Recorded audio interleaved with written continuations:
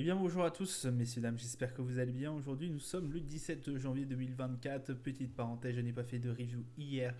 Je pense que ça va être ça d'ici pour beaucoup de mardi en fait. Je ne vais pas pouvoir honorer ma quotidienne le mardi. J'en suis vraiment désolé. En tout cas, pour ce qui est d'aujourd'hui, on est à 7318 points. Grosse chute au niveau du CAC 40. On est à moins 1,07%. Pareil pour l'Eurostock, moins 0,98. 4403. Le DAX, moins 0,84. 16431. Le FTSE, moins 1,48. 7446 points. Le Dow Jones qui clôture à moins 0,36. Enfin, qui est toujours en cotation à moins 0,36. Le Nasdaq, moins 1,07. 14 783. Le Nikkei 225, moins 0,40. Pétrole 77,48$. Le 11 d'or qui chute à 2003,45$. On s'est pris un stop sur le 11 d'or, euro USD 1,086$, le Bitcoin 42 325$. Au niveau du palmarès, on a OVH Group qui finit à plus 5,40$, Vetokinol plus 2,55$, Score plus 2,45$. Au niveau des plus fortes baisses, Swatec moins 4,58$, Ubisoft moins 5,67$ et Forvia moins 6,92$. Alors que s'est-il passé aujourd'hui? On reste toujours sur le coup de Christine Lagarde de la Fed. Alors pourquoi? Puisque effectivement il y a toujours les taux. On regarde ça vraiment de très loin. Effectivement, pourquoi les taux? Pourquoi on parle de taux? Puisque on avait Christine Lagarde, voilà, on avait toujours un peu ce doute là. Est-ce qu'il y aurait un desserrement monétaire? Si oui, quand? Et bah là, écoutez, Christine Lagarde a de nouveau encore fait parler d'elle, pardon. Effectivement, elle parlerait que la baisse des taux serait d'ici pas avant l'été 2007 ce qui est bien plus tard pour nos investisseurs, ce qui était prévu. Donc voilà, ça c'est un énorme souci. L'autre souci, c'est que aux États-Unis, on a eu la consommation qui s'est absolument très bien tenue et qui va aussi dans le sens de Christine Lagarde, c'est-à-dire c'est peut-être un peu précoce pour effectivement faire une baisse de taux au niveau de la Fed. Je vous rappelle qu'on a été vraiment très, à mon avis, beaucoup trop prévoyant, enfin beaucoup trop, comment vous dire, beaucoup trop, pas pessimiste, mais j'en perds mes mots. Beaucoup trop optimiste dans la façon de voir que la Fed va effectivement effectuer un desserrement monétaire d'ici mars. Parce que là, c'était à peu près cette période-là qu'on nous avait dit. Mars, je pense que c'est peut-être un peu trop anticipé. Là, on voit que, écoutez, les indicateurs ne sont pas forcément avec nous. On a un petit rebond au niveau de l'inflation. Ça fait quand même beaucoup de choses à dire sur la façon dont on va potentiellement, oui ou non, avoir un desserrement monétaire, ou non d'ailleurs. Donc, attention, on est vraiment sous ce coup-là, on reste très prudent. Même là, si vous voulez, sur certaines positions, je suis moyennement confiant. Pour vous dire, là, alors pour le Brent, ok, je pense que c'est possible que je prenne un TP, mais je reste assez prudent dans la façon dont je trade, surtout à longue période, au niveau de certains indices. Voilà, je garde un peu de la distance. Au niveau du calendrier d'annonce économique, on a eu du coup... Oula, non, oui c'est ça. On a eu du coup le taux d'inflation au niveau du GBP à 4%. Donc là, voilà, on a encore ce rebond qui a été encore notifié par la Grande-Bretagne. Forcément, ça n'a pas plu du tout au marché. Production industrielle, j'ai oublié de vous parler de ça ce matin très tôt, ou très tard hier soir. Production industrielle au niveau de la Chine qui va un peu mieux, mais c'est un indicateur qui va dans le bon sens. En revanche, le taux de croissance, lui, a été encore inférieur par rapport à ce qu'on espérait au niveau du PIB. Et ça, vraiment, les indicateurs chinois ne sont pas réellement à la noce en ce moment, même si c'est un 5.2. On reste un peu sur notre faim, j'ai envie de vous dire. Et puis on a eu forcément la vente au détail qui a été meilleure que ce qu'on attendait. Forcément, ça n'a pas du tout plu au marché. voilà, qui espère avoir au moins qui espérait avoir un 0,4%. Là, écoutez, ça grince un peu des dents. Au niveau de demain, on aura le permis de construire au niveau des US et ce sera tout qui nous intéressera.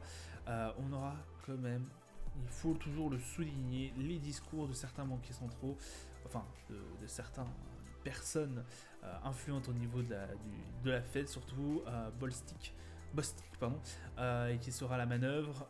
On peut regarder ça d'assez près, effectivement. Pourquoi messieurs, on n'est pas à l'affût d'une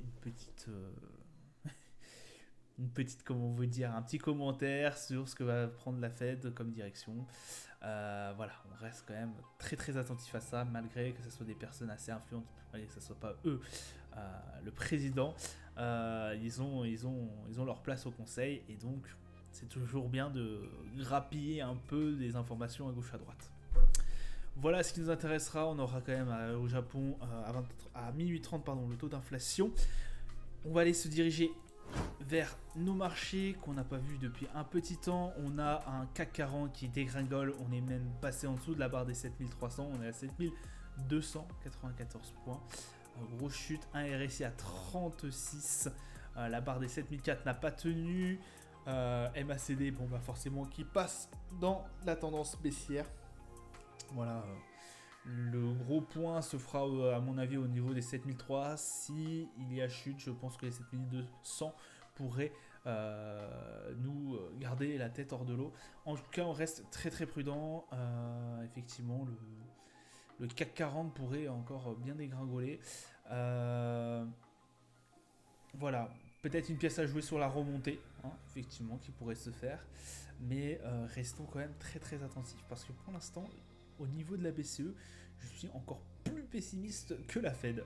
Voilà, restons vraiment assez prudents là-dessus. Le Brent, écoutez, 77,70$. On a fait une petite échappée encore en bas au niveau de notre position. Voilà, rien de très particulier à dire. Pardon. J'attends avec impatience que voilà, peut-être potentiellement le Tech Profit passe. Sinon, bah écoutez, on verra jusqu'on peut dérouler. J'ai hésité longuement avec les 80$ quand ça a tapé les 80$ il y a quelques temps. Et bah écoutez, ça s'est pas fait. Là pour l'instant, on est vraiment bloqué au niveau des 77. 47 au niveau du RSI et un MACD. Bah écoutez, qui reste toujours un tout petit peu en tendance aussi baissière. Voilà, donc je me suis complètement retiré du 11 d'or. Le 11 d'or qui est à 2003$ pour l'instant. Belle chute encore.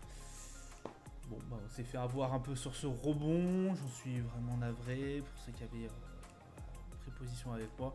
RSI à 41. Là, deux grosses chutes, ça fait. Enfin, le 11 d'or, ça fait extrêmement mal.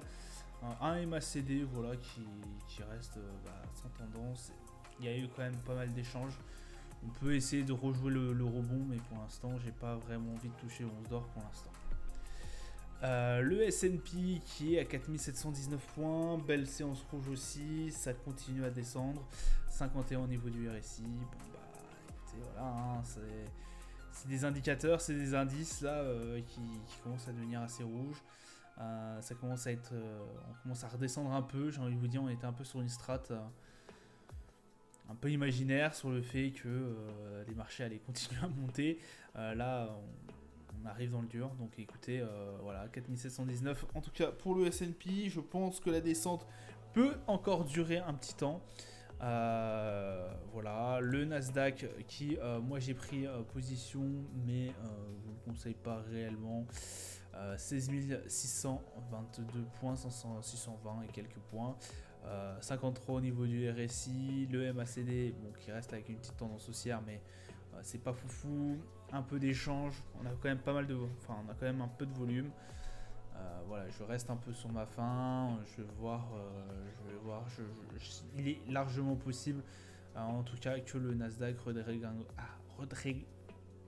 repasse en baisse encore sur certains jours. Je vais voir si même je vais pas complètement enlever ma. Je pense que j'ai fait un peu une petite connerie de prendre position ici. Je vais voir ça par la suite. Le Dow Jones qui lui est à 37 169, pareil, journée baissière pour le Dow Jones. Lui, ça faisait bien longtemps qu'il résistait aussi à la descente, hein. Pour l'instant, il est en train de stagner aux alentours des 37 000. On verra ça par la suite, mais je pense que voilà, là, ça va un peu respirer. Les marchés vont reprendre un peu, vont redescendre un tout petit, vont redescendre dans un certain niveau et potentiellement aller remonter par la suite. Mais pour l'instant, ça reste assez baissier. On va rester un peu sous le coup de ce qui se passe au niveau de nos banquiers centraux. Voilà, ça sera tout pour moi pour aujourd'hui. Je vous souhaite une excellente journée, une bonne soirée à vous. Je vous dis à plus tard. Ciao, ciao.